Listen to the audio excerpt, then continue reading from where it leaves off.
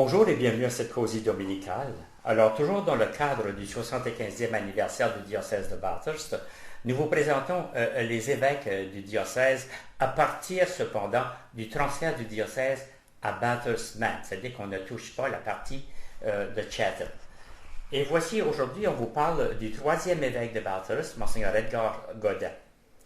Et pour nous en parler, tout à l'heure, le père Légère, Jean-Robert Légère, vous rappellera des souvenirs qu'il a de cet évêque. Et entre-temps, je vous présente cependant qui est Monseigneur Godin. Alors, Monseigneur Godin est né à Ferraille, près de Néguac, ça fait partie de la paroisse de Néguac, le 31 mai 1911. Et c'était le fils de Joseph Godin et de Marguerite Brault. Alors, il a fait ses études primaires à l'école du village, comme de raison, et à l'époque, à l'école, on ne pouvait pas aller plus que 8e année, et il fallait aller au collège. Vous avez connu ça peut-être vous, mais moi en tout cas j'ai connu ça. Non, pas moi, là, on allait au 12e au high school, après ça on allait faire le collège. Okay. Ah, oui. Moi dans mon temps, après la 8e, oui, on allait au collège. Okay? Alors c'est ce que Monseigneur Godin a fait. Alors il a fait son collège à l'Université du Sacré-Cœur et ses études théologiques au Grand Séminaire de Halifax. Il a été ordonné par Monseigneur Patrice Alexandre Chiasson. OK? Et c'est ça. C'était le 15 juin 1941. Ah ouais. Et cet événement-là, pour moi, ça me rappelle quelque chose. Non pas parce que j'étais présent. Vous n'étiez pas présent. Non, mais c'est que lui a été ordonné le matin à la paroisse de Caraquet, Saint-Pierre-aux-Liens de Caraquet, avec un autre fils de la paroisse. OK? Ordination double. Oui, c'est ça. Ah, ouais, en 41. Oui, en 41.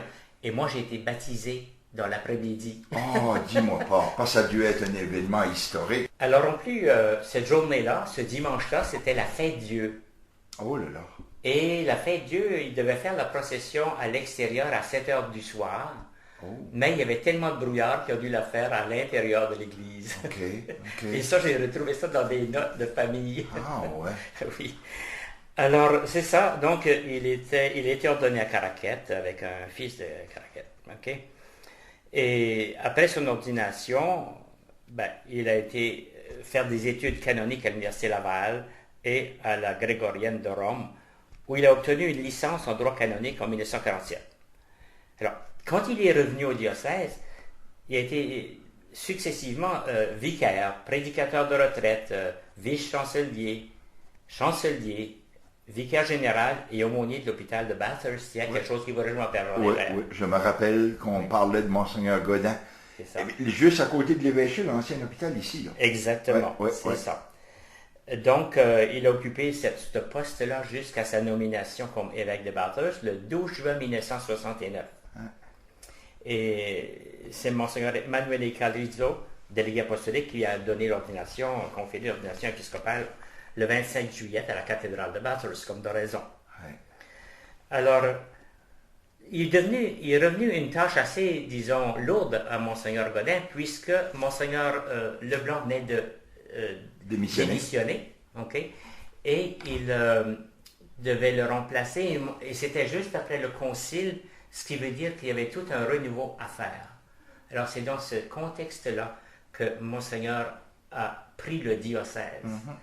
Et si on a le temps, on verra un petit peu plus tard tout ce que ça peut vouloir dire de changement. Il a connu les plus grands changements, si vous voulez, au niveau de la société. Mm-hmm. Okay? Mm-hmm. Alors, je reviens à vous, Père Légère. Oui. D'abord, je vous remercie d'être là. Un plaisir. Et il vous a ordonné. Donc, vous avez des bons souvenirs de Monseigneur. Pouvez-vous nous parler un peu de tout ça? Moi, je vous dirais, M. Dugas, vous savez, l'avènement de la démission de Benoît XVI, puis l'avènement de François, le pareil nouveauté, c'était un petit peu la même chose avec Edgar Godin. C'est que Camille André Leblanc, c'était une façon, OK, où le protocole, où tout était présent, l'autorité, bon. Une institution. Exactement. C'était la façon de faire. Vous avez bien dit ça tantôt, là. Puis lui est arrivé avec la bonhomie de François. Tu sais, du pape François. Moi, j'étais à l'Université de Montréal jusqu'en 1974. On résidait au Grand Séminaire. À Montréal, ils avaient connu le cardinal Léger, qui avait tout un protocole, puis toute une influence, puis on se rappellera.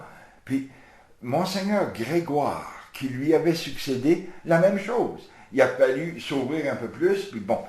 Puis les séminaristes à Montréal étaient surpris que moi, puis Jean-Marc, le père Guérette, qui est à Saint-Isidore, que nous autres, on dise, ben, on va à l'évêché, puis l'évêque nous reçoit avec un café, puis il fait les toasts, tu sais, alors qu'eux autres, à cause du nombre, il fallait avoir un rendez-vous, puis telle date, puis telle heure, puis tout ça. Et de la tradition aussi. Ah oui. Alors, Monseigneur Godin, là, nous autres, c'était ce vent de fraîcheur-là. Puis, vous l'avez dit tantôt, hein, c'était l'année des crises, des révolutions, abat les autorités. Bon, c'était mai 68 qui venait d'arriver en France, où on rejette les dogmes, les catholicismes et tout ce que tu voudras, les gouvernements et tout. Alors, il faisait face à une société qui se libérait. Puis, de temps en temps, elle l'a mal faite, puis on a tout passé par là. Tu sais, les années 70. Mais Monseigneur Godin, homme de foi, là, tu sais, il te recevait, puis homme aussi très conscient que l'Église, elle est née dans la faute des apôtres, puis que le Seigneur leur a dit, quand même dit, je serai avec vous. Puis il m'avait dit une fois, on est juste là pour parler de sa miséricorde à lui, au lieu de nous vanter de nos vertus. Ça m'avait resté. Oui, je crois. Ça m'avait resté. En fait, c'est le fondement. Il voyait toutes les choses que Leblanc avait essayé de faire, le foyer Saint-Camille, les bouts, qui étaient obligés, qui changeaient de vocation, qui se terminaient. Puis là, où tu trouves tes racines. Et tous les collèges aussi à ce moment-là, qui étaient dirigés par les religieux et religieuses, ont passé au public à ce moment-là. Oui, parce que le gouvernement était en mesure de pouvoir offrir les services que eux autres avaient plus l'effectif pour faire. Alors, il te reste juste le pourquoi de l'existence, Dieu s'est fait chair, puis il n'a pas peur des pécheurs, garde les apôtres, puis garde nous autres aujourd'hui. Puis Monseigneur Godin, quand il m'avait dit ça, ça m'avait frappé. Savez-vous ce que je veux vous dire, M. Dugas? Vous dites qu'il a été ordonné en 41. Bon, alors voyez-vous là, en 45-46, il allait remplacer à Rivière-du-Portage le père Camille Albert, qui était curé là, qui prenait son mois de vacances de Caraquette, comme vous, je pense, c'est Caraquette, oui, c'est ça, Albert. Bon, alors quand le père Albert prenait son congé, la ménagère quittait aussi pour le mois de vacances. Et c'était maman. Parce que Jim Manzerolle, Pépère Manzerolle, à Rivière-du-Portage, était le premier voisin de l'église.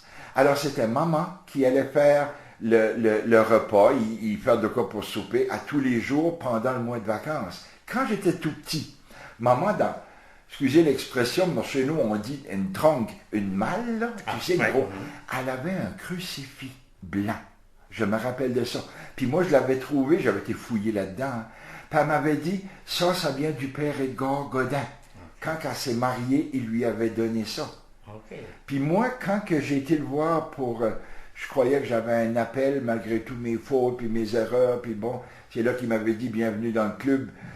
Quand j'ai été le voir pour ça, il m'a rappelé ça. Ah oui, ça rappelait ça. C'est le fils à Liliane. Imaginez-vous. Oui. Puis c'est lui qui m'a ordonné, puis c'est lui...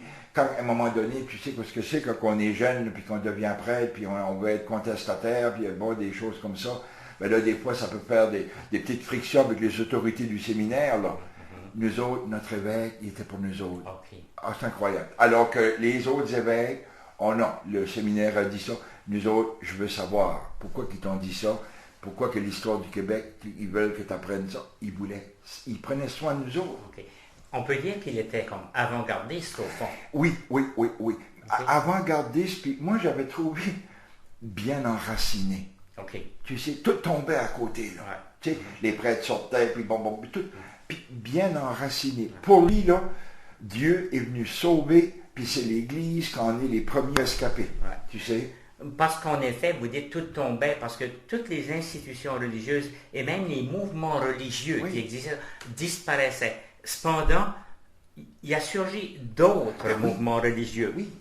Par exemple, tel le renouveau conjugal, le mouvement des Cursillos, des Teen Encounter. La rencontre. C'est la rencontre, c'est ça, vous vous en rappelez bien, le renouveau charismatique, foi et partage. Donc, tout ça, probablement, lui, il acceptait que ça se produise. Il acceptait que quelque chose meure ou quelque chose d'autre naisse. Homme de foi. C'est ça, exactement. Il a été dans une transition qui n'a pas été facile.